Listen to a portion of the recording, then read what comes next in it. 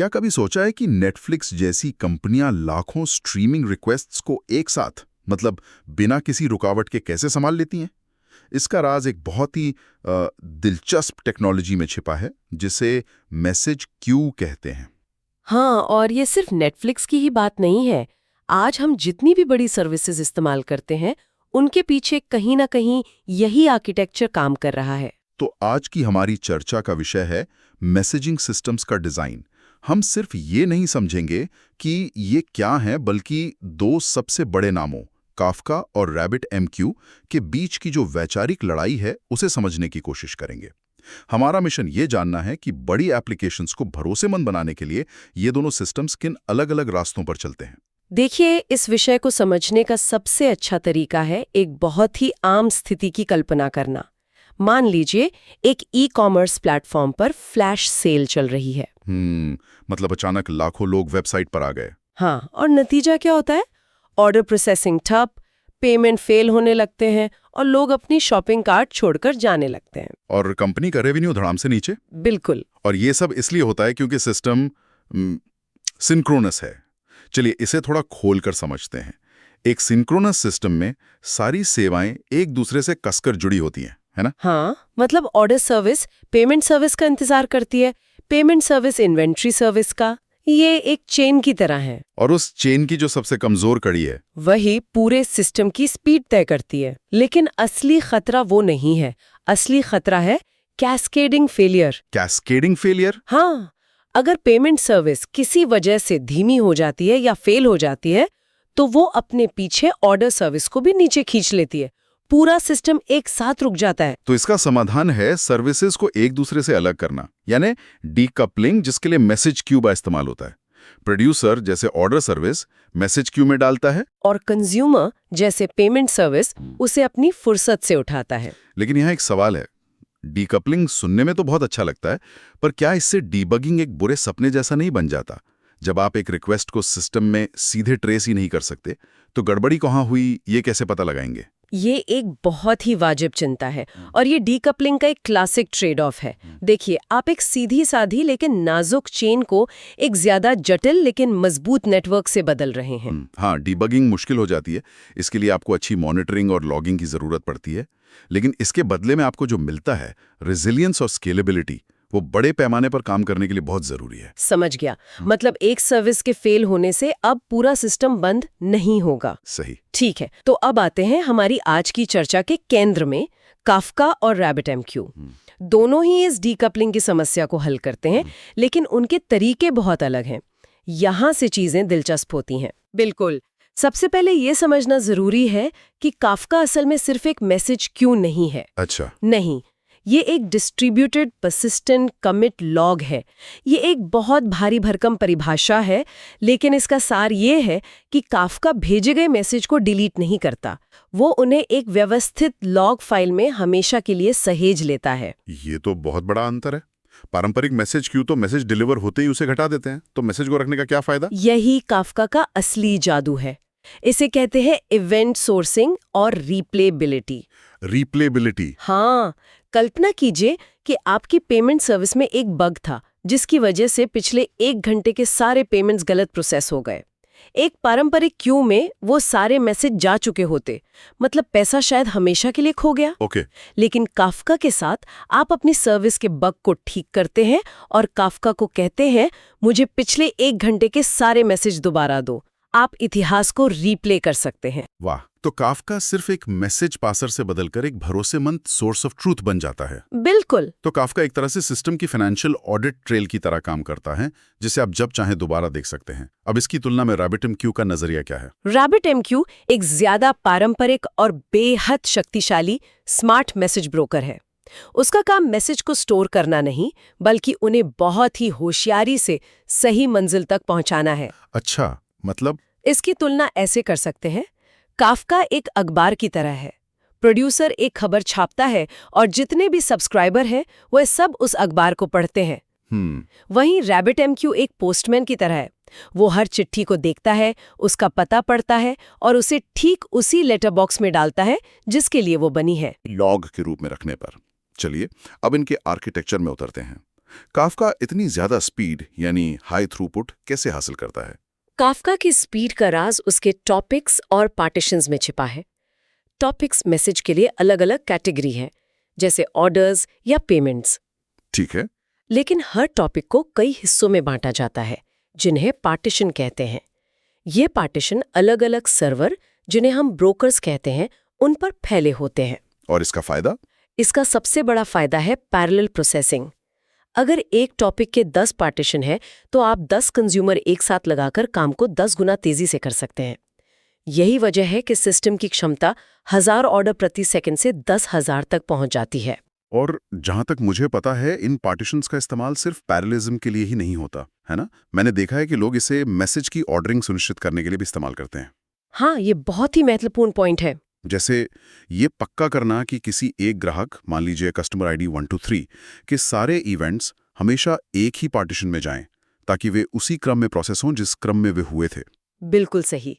Kafka partition के स्तर पर ऑर्डरिंग की गारंटी देता है, जो कई यूज केसेस के लिए जरूरी है। अब अगर हम RabbitMQ की तरफ देखें, तो वहां की दुनिया थोड़ी अलग है। वहां क्या होता है? वहां एक्सचेंजेस और क्यूज होते हैं। प्रोड्यूसर अपना मैसेज एक्सचेंज को भेजता है और एक्सचेंज अपनी नियमों के आधार पर तय करता है कि वो मैसेज किस क्यू में जाएगा। और ये नियम काफी लचीले हो सकते हैं, सही? बेहद लचीले। RabbitMQ में कई तरह के एक्सचेंज होते हैं: direct, fan out, topic. Fan out exchange एक मैसेज को उससे जुड़े हर क्यू में भेजता है, जैसे ब्रॉडकास्ट करना। और टॉपिक एक्सचेंज मैसेज के साथ लगे रूटिंग की के आधार पर उसे खास क्यूज में भेजता है। ये जटिल वर्कफ्लो बनाने के लिए लाजवाब है, जहां काफका की सीधी साधी प्रणाली थोड़ी कमजोर पड़ सकती है।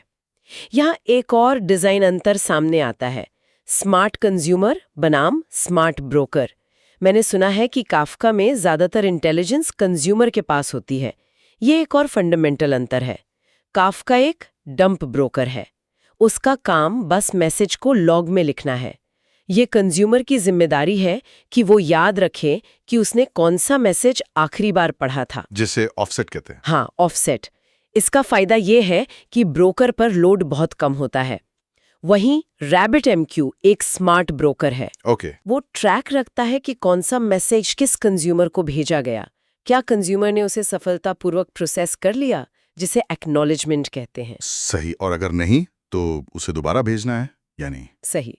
इससे कंज्यूमर का लॉजिक तो आसान हो जाता है, लेकिन ब्रोकर पर ज्यादा जिम्मेदारी आ जाती है। ठीक है, तो सिस्टम की स्पीड और डिजाइन की फिलॉसफी तो समझ आ गई, लेकिन भरोसे की बात करते हैं। अगर कोई एक सर्वर फेल हो जाए, तो क्या हमारे मैसेज खो जाएंगे? ये तो एक बहुत बड़ा जोखिम है। दोनों ही सिस्टम्स ने इस समस्या का हल निकाला है, लेकिन फिर से अपने अपने तरीके से। काफका रेप्लिकेशन का इस्तेमाल करता है। रेप्लिकेशन? हाँ, हर पार्टीशन की कई कॉपीज यानी रेप्लिका बनाकर अलग अलग ब्रोकर्स पर रखी जाती हैं। इनमें से एक लीडर होता है और बाकी फॉलोअर। अगर लीडर ब्रोकर फेल हो जाता है, तो फॉलोअर्स में से एक को तुरंत लीडर बना दिया जाता है। डेटा का कोई नुकसान नहीं होता। और RabbitMQ में भी मिरर्ड क्यूज का कंसेप्ट है, जो काफी हद तक यही काम करता है। तो फॉल्ट टॉलरेंस दोनों में है, लेकिन एक और तरह का फेलियर है कंज्यूमर का फेल होना। अगर हमारी इन्वेंट्री सर्विस बार बार क्रैश हो रही है, तो वो पूरे सिस्टम को धीमा कर सकती है। हाँ, इसके लिए सर्किट ब्रेकर पैटर्न का इस्तेमाल किया जाता है। ये कंज्यूमर साइड पर एक सेफ्टी स्विच की तरह है।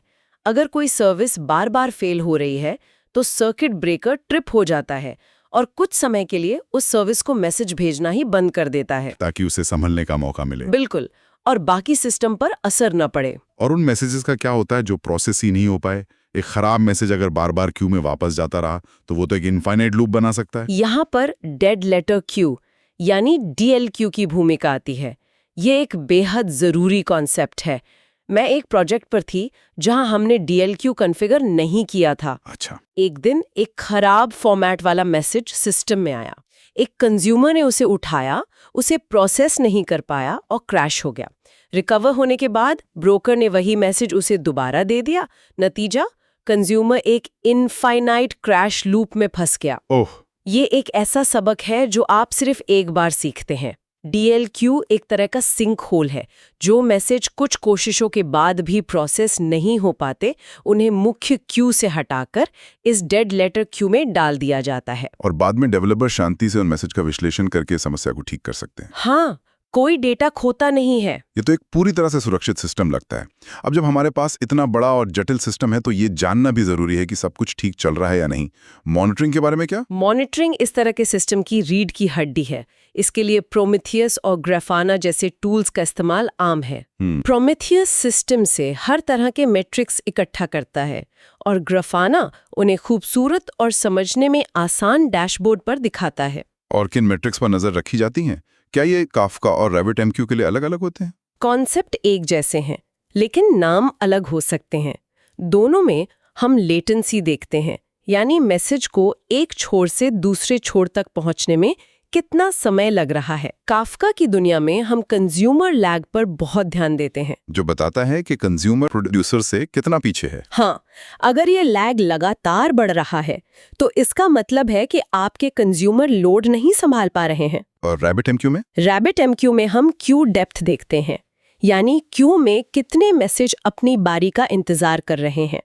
अगर ये संख्या आसमान छू रही है तो ये एक खतरे की घंटी है। इन मैट्रिक्स पर नजर रखना बहुत जरूरी है, खासकर जब आप फाइनेंशियल डेटा के साथ काम कर रहे हो। तो आज की चर्चा को अगर समेटें तो हमने देखा कि ये सिर्फ दो अलग-अलग टेक्नोलॉजीज नहीं है, बल्कि ये सिस्टम डिजाइन की दो अलग-अलग फिलॉसफीज हैं। एक तरफ काफका है जो एक स्थायी रीप्लेबल लॉ की तरह काम करता है और हाई थ्रूपुट के लिए बना है, और दूसरी तरफ RabbitMQ है जो एक स्मार्ट पोस्टमैन की तरह है, जिसका काम जटिल नियमों के आधार पर मैसेज को सही जगह पहुंचाना है। ये वही आर्किटेक्चरल पैटर्न है जो उन विशाल और भरोसेमंद एप्लीकेशंस को शक्ति प्रदान करते हैं जिनका हम हर दिन उपयोग करते हैं। और जाने से पहले श्रोताओं के लिए सोचने के लिए एक सवाल छोड़ जाते हैं। आज की हमारी चर्चा के आधार पर कल्पना कीजिए कि आप दो अलग-अलग सिस्टम बना रहे हैं। पहला, एक वेबसाइट पर यूजर के हर एक क्लिक को ट्रैक करने के लिए। दूसरा, बैंक के बीच होने वाले फाइनेंशियल ट्रांजैक्शंस को प्रोसेस करने के लिए। काफका की परसिस्टेंस और RabbitMQ की जटिल रूटिंग को ध्यान में रखते हुए आप किस काम के लिए कौन सा टूल चुनेंगे और क्यों? इसका जवाब हमेशा सीधा नहीं होता, इस पर विचार जरूर कीजिएगा।